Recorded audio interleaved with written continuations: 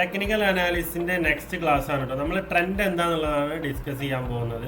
Trend എന്ന് പറഞ്ഞാൽ market current സഞ്ചരിച്ചുകൊണ്ടിരിക്കുന്ന ഡയറക്ഷനെയാണ് നമ്മൾ ട്രെൻഡ് എന്ന് പറയുന്നത് കേട്ടോ. മെയിനായിട്ട് നമുക്ക് 3 ട്രെൻഡാണുള്ളത്: up trend, down trend, side way trend. Trend എന്താണെന്നുള്ളത് നമ്മൾ മാർക്കറ്റിൽ നിന്ന് കണ്ടുപിടിക്കുകയാണ് ചെയ്യേണ്ടത്. അല്ലാണ്ട് ഒരിക്കലും നമ്മൾ പ്രിഡിക്റ്റ് ചെയ്യരുത് ഇന്ന ദിശയിലോട്ട് മാർക്കറ്റ് പോകാം അല്ലെങ്കിൽ ഇന്ന ദിശയിലോട്ട് മാർക്കറ്റ് പോകാമെന്നുള്ളത് ഒരിക്കലും നിങ്ങൾ പ്രിഡിക്റ്റ് ചെയ്യാൻ നിൽക്കരുത്. അത് പ്രോപ്പർ ആയിട്ടുള്ള ഒരു ട്രേഡറിൻ്റെ ക്യാരക്ടർ അല്ല. ഓക്കെ, നിങ്ങൾ മനസ്സിലാക്കേണ്ടത് അപ് ട്രെൻഡ് എന്താ, ഡൗൺ ട്രെൻഡ് എന്താ, സൈഡ് വേ ട്രെൻഡ് എന്താണെന്നുള്ളതാണ്.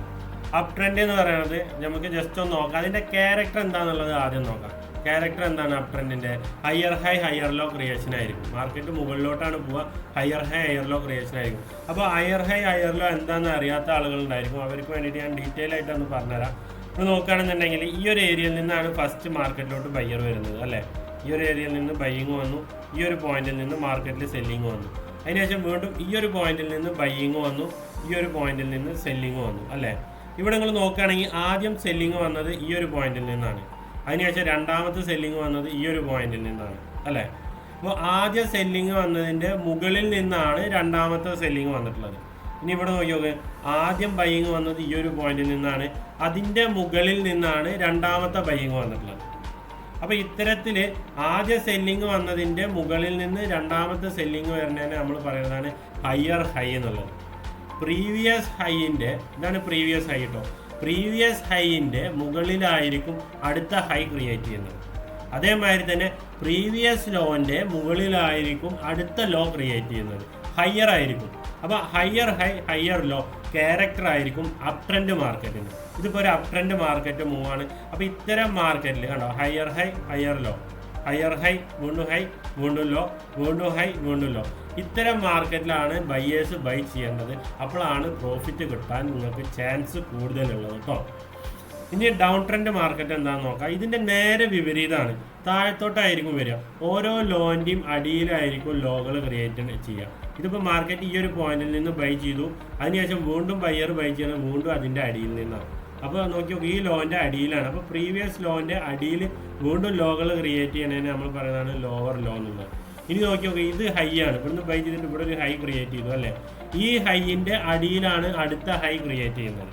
ഇതിനെ നമ്മൾ പറയുന്നതാണ് ലോവർ ഹൈ എന്നുള്ളത്. പ്രീവിയസ് ഹൈൻ്റെ അടിയിലാണ് അടുത്ത ഹൈ ക്രിയേറ്റ് ചെയ്യുന്നതെന്നുണ്ടെങ്കിൽ അതിനെ നമ്മൾ ഹൈ എന്ന് പറയും. ഡൗൺ ട്രെൻഡിൻ്റെ ക്യാരക്ടർ എന്ന് പറഞ്ഞാൽ ലോവർ ലോ ലോവർ ഹൈ ഫോർമേഷനിലായിരിക്കും മാർക്കറ്റ് താഴത്തോട്ട് വരുന്ന മാർക്കറ്റിനെയാണ് നമ്മൾ ഡൗൺ ട്രെൻഡ് മാർക്കറ്റ് എന്ന് പറയാം കേട്ടോ. ഇനി നമുക്ക് സൈഡ് വേ മാർക്കറ്റ് എന്താണെന്ന് നോക്കാം. സൈഡ് വേ മാർക്കറ്റ് എന്ന് പറഞ്ഞാൽ അതിൽ തന്നെ ഉണ്ട് ആൻസർ. സൈഡ് വേ ആയിരിക്കും. പുതിയ ഹൈകളും പുതിയ ലോകളും ക്രിയേറ്റ് ചെയ്യില്ല. ആദ്യം ക്രിയേറ്റ് ചെയ്ത ലോൻ്റെയും ഹൈൻ്റെയും ഉള്ളിൽ വീണ്ടും ബൈയിങ്ങോ സെല്ലിങ്ങോ ആയിരിക്കും നടക്കുന്നത്. അത്തരം മാർക്കറ്റിനെ പറയുന്നതാണ് സൈഡ് വേ മാർക്കറ്റ് എന്നുള്ളത്. അപ്പോൾ ഇത്തരം മാർക്കറ്റിൽ ആ ഒരു റേഞ്ചിനെ ബ്രേക്ക് ചെയ്യാൻ വേണ്ടി വെയിറ്റ് ചെയ്ത് നിൽക്കുക, അതിനുശേഷം ഒരു ഡിസിഷൻ എടുക്കുക എന്നുള്ളതാണ് ഉചിതമായിട്ടുള്ളത് കേട്ടോ. അപ്പോൾ നിങ്ങൾ ഫസ്റ്റ് ട്രെൻഡിനെ ഐഡൻറ്റിഫൈ ചെയ്യണം, എന്നിട്ട് ട്രെൻഡിനെ ഫോളോ ചെയ്തിട്ട് വേണം നിങ്ങൾ ട്രേഡ് ചെയ്യാൻ വേണ്ടിയിട്ട്. അപ്പോഴാണ് നിങ്ങൾക്ക് സക്സസ് ആയി പോകാൻ പറ്റത്തുള്ളൂ. ഇനി നമുക്ക് ചാർട്ടിൽ നോക്കാം. ചാർട്ടിൽ നോക്കുമ്പോൾ ഇതേ കറക്റ്റ് സ്ട്രക്ചർ ഒന്നും ആയിരിക്കില്ല നിങ്ങൾക്ക് കിട്ടണത്. അപ്പോൾ നിങ്ങൾ അതിൻ്റെ കറക്റ്റ് ഹൈകളും ലോകളും ഒക്കെ എവിടെയെന്നുള്ളത് മാർക്ക് ചെയ്തിട്ടാണ് അതിൻ്റെ ട്രെൻഡിനെ നിങ്ങൾ കറക്റ്റായിട്ട് മനസ്സിലാക്കേണ്ടത്. നിരന്തരം നിങ്ങളിങ്ങനെ പ്രാക്ടീസ് ചെയ്യുകയാണെന്നുണ്ടെങ്കിൽ കറക്റ്റായിട്ട് ഓരോ സ്റ്റോക്കും ഏത് ട്രെൻഡിലൊക്കെ എടുക്കുന്നത് എന്നുള്ളത് നിങ്ങൾക്ക് ക്ലിയർ ആയിട്ട് ഐഡൻറ്റിഫൈ ചെയ്യാൻ പറ്റും. നമുക്ക് ചാർട്ടിലൊന്ന് പോയിട്ട് നോക്കാം. സ്റ്റോക്ക് സെലക്ട് ചെയ്തിട്ടുണ്ട്, ഇതിന് ജസ്റ്റ് ഒന്ന് സൂം ചെയ്യാം. അപ്പോൾ ഇതിൻ്റെ ഇടയിലൊക്കെ മാർക്കറ്റ് മുകളിലോട്ട് പോയിട്ടുണ്ട് കേട്ടോ. അതൊരു അപ് ട്രെൻഡ് മാർക്കറ്റാണെന്നുള്ള ഒറ്റ നോട്ടത്തിൽ നമുക്ക് മനസ്സിലാക്കാൻ സാധിക്കും. നിങ്ങൾക്ക് കറക്റ്റായിട്ട് പറഞ്ഞു തരാം.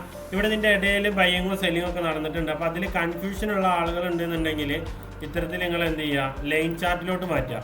ലൈൻ ചാർട്ടിലോട്ട് മാറ്റിയിട്ട് നിങ്ങൾ ട്രെൻഡ് ആദ്യം വരച്ചേക്കുക. അപ്പോൾ നോക്കുകയാണെങ്കിൽ ഇവിടെ മുതൽ ഇവിടെ വരെ പോയിട്ടുണ്ട് മാർക്കറ്റ് അല്ലേ. അതിനുശേഷം ഇങ്ങോട്ട് സെല്ലിങ് വന്നിട്ടുണ്ട് അല്ലേ.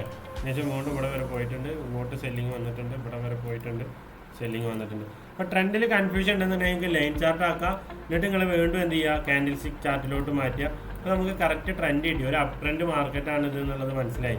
ഇവിടെയൊക്കെ മാർക്കറ്റ് ട്രേഡ് ചെയ്തുകൊണ്ടിരിക്കുമ്പോൾ അല്ലേ, എന്താണ്, ഒരു ലോ ക്രിയേറ്റ് ചെയ്തിട്ടുണ്ട്, അതിൻ്റെ മുകളിലാണ് അടുത്ത ലോ ക്രിയേറ്റ് ചെയ്യുന്നത്, അതിൻ്റെ മുകളിലാണ് അടുത്ത ലോ ക്രിയേറ്റ് ചെയ്യുന്നത്, അതിൻ്റെ മുകളിലാണ് ഈ ലോ ക്രിയേറ്റ് ചെയ്തേക്കുന്നത്. അവർ ഒരു ഹൈ ക്രിയേറ്റ് ചെയ്തിട്ടുണ്ട്, അതിൻ്റെ മുകളിലാണ് അടുത്ത ഹൈ ക്രിയേറ്റ് ചെയ്തേക്കുന്നത്, അതിൻ്റെ മുകളിലാണ് അടുത്ത ഹൈ ക്രിയേറ്റ് ചെയ്തേക്കുന്നത്. അപ്പോൾ ഇത്തരത്തിൽ നിങ്ങൾക്ക് എന്ത് ചെയ്യുക, ലൈൻ ചാർട്ടിലോട്ട് മാറ്റിയിട്ട് ട്രെൻഡ് ക്രിസ്റ്റൽ ക്ലിയർ ആയിട്ട് നിങ്ങൾക്ക് മനസ്സിലാക്കാൻ പറ്റും കേട്ടോ. അപ്പോൾ ഇത്തരത്തിലാണ് നിങ്ങൾ അപ് ട്രെൻഡ് കണ്ടുപിടിക്കേണ്ടത്. ഞാൻ അതിന് ശേഷം മാർക്കറ്റ് താഴത്തോട്ട് വന്നേക്കാണ്. അപ്പോൾ ഈ ഒരു ഏരിയയിലൊക്കെ നമുക്ക് ട്രെൻഡ് ഡൗട്ട് ഉണ്ടായിരിക്കും, സ്ലൈറ്റ്ലി ഒരു സൈഡ് വേ ട്രെൻഡ് നിൽക്കുന്നുണ്ട് മാർക്കറ്റ്. ഇനി ഇങ്ങോട്ട് നോക്കുകയാണെന്നുണ്ടെങ്കിൽ നമുക്ക് എന്ത് ചെയ്യാൻ പറ്റും, ഇവിടെ നിങ്ങൾ നോക്കുകയാണെന്നുണ്ടെങ്കിൽ നോക്കി നോക്കും മാർക്കറ്റ് താഴത്തോട്ട് വന്നിട്ടില്ലേ കുത്തനെ. ഇവിടെ ഓരോ ഹൈകളും ലോകളും ക്രിയേറ്റ് ചെയ്തേക്കണം, നോക്കി നോക്ക്.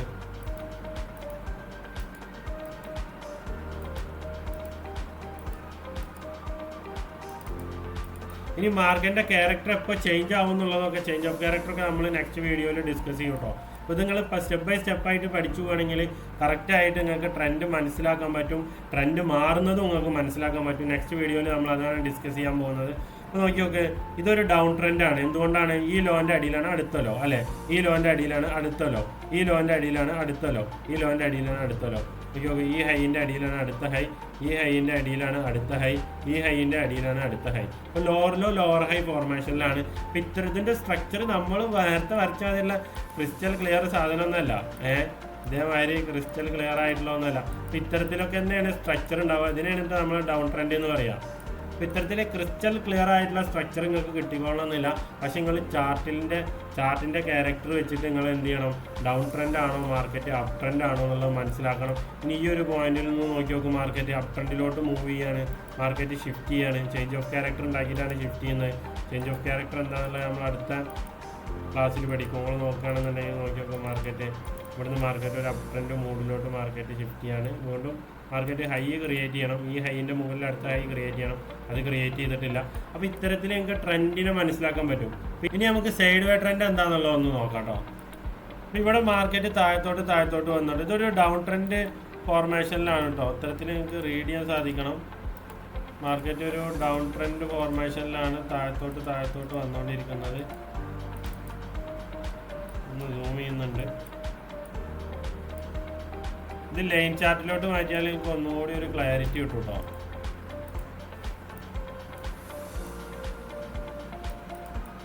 മാർക്കറ്റ് താഴത്തോട്ട് ലൈൻ ചാർട്ടിലോട്ട് മാറ്റുമ്പോൾ കുറേ നോയ്സ്, നമ്മൾ നേരത്തെ വിക്കിനെ കണക്ട് ചെയ്തിട്ടാണ് വരച്ചത്, കുറേ നോയ്സ് മാറും. അതാണ് ഇപ്പോൾ നോക്കി നോക്കിയത്. മാർക്കറ്റ് താഴത്തോട്ട് വന്നേക്കാണ് അല്ലേ.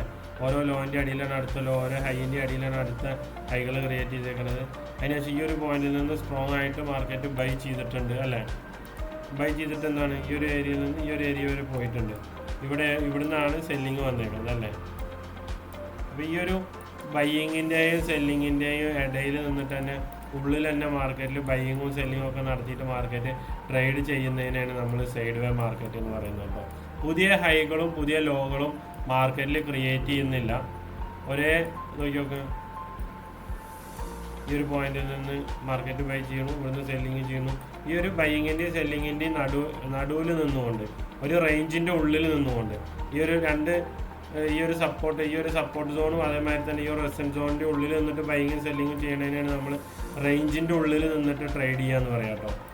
പുതിയ ഹൈകളും ലോകളും മാർക്കറ്റ് ക്രിയേറ്റ് ചെയ്യുന്നില്ല. അപ്പോൾ ഇത്തരം സിറ്റുവേഷനിൽ നമുക്ക് ബൈയിങ്ങിന് അനുകൂലമായിട്ടുള്ള മാർക്കറ്റ് അല്ല. അപ്പോൾ ഇത്തരം സിറ്റുവേഷൻ, ഇത്തരം റേഞ്ചുകളൊക്കെ മാർക്കറ്റ് ബ്രേക്ക് ചെയ്യാൻ വേണ്ടിയിട്ട് നിങ്ങൾ വെയിറ്റ് ചെയ്ത് നിൽക്കുക. അതിനുശേഷം ഒരു ഡിസിഷൻ എടുക്കുക. അപ്പോൾ അപ്സൈഡ് ബ്രേക്ക് ചെയ്തിട്ടുണ്ടെന്നുണ്ടെങ്കിൽ ബയ്യേഴ്സിന് കൂടുതൽ ഇൻട്രസ്റ്റ് മുകളിലോട്ട് പോകാനാണെന്നുള്ളത് മനസ്സിലാക്കുക.